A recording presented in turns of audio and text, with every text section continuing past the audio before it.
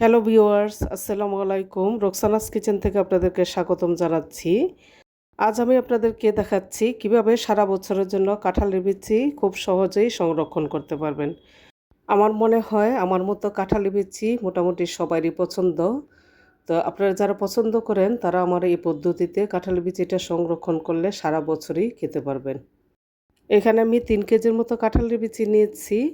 তো কাঁঠালের বিচির থেকে আমি প্রথমে উপরের যে খোসাটা আছে সেটা ছাড়িয়ে নিচ্ছি।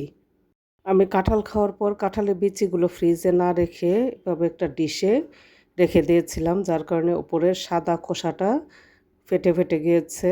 আমি হাতে ছিলে নিচ্ছি। আর আপনারা যদি বিচিগুলো সাথে সাথে সংরক্ষণ করতে চান তাহলে একটা বটি দিয়ে অথবা ছুরি দিয়ে এভাবে উপরের খোসাগুলো ছাড়িয়ে নিতে পারেন। তো আমার সবগুলো বিচির থেকে খোসা ছাড়ানো হয়ে গিয়েছে। এখন আমি যেটা করব, চুলায় একটি প্যান বসিয়ে আমি পর্যাপ্ত পরিমাণ পানি বসিয়ে রেখেছি। পানিটা বলক উঠে এসেছে। বলক ওঠার পর আমি কাঁঠালের বিচিগুলো দিয়ে দিচ্ছি। আপনারা কিন্তু চাইলে উপরে যে ব্রাউন কালার খোসা সেটাও ছাড়িয়ে নিতে পারেন। তো আমি ছাড়িয়ে নিইনি। আমি সবগুলো বিচি দিয়ে দিয়েছি। এখন আমি একটু ঢেকে দেব বিচিটা 50% সিদ্ধ হওয়ার জন্য। আমি একটু মাঝখানে দেখে নিচ্ছি বিচিটা 50% সিদ্ধ হয়েছে কিনা। আরেকটু সিদ্ধ হবে, যার কারণে আরেকটু চুলায় বসিয়ে রাখবো। তো এখন আমার বিচিগুলো 50% সিদ্ধ হয়ে গিয়েছে। এখন আমি চুলাটা বন্ধ করে বিচিগুলো তুলে নিচ্ছি চুলার থেকে।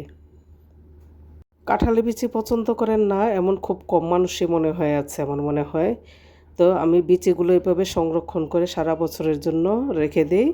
আর সারা বছরই আমি বিভিন্ন ধরনের শুটকি দিয়ে, সবজি দিয়ে অথবা গরুর মাংস দিয়ে রান্না করে থাকি। আর এই কাঁঠালের বিচিগুলো দিয়ে কিন্তু ভর্তাও তৈরি করা যায়। চুলা থেকে নামিয়ে নেওয়ার পর বিচিগুলো একদম পুরোপুরিভাবে ঠান্ডা হয়ে গিয়েছে। এখন আমি একটা এয়ারটাইট ব্যাগে ভরে রাখছি।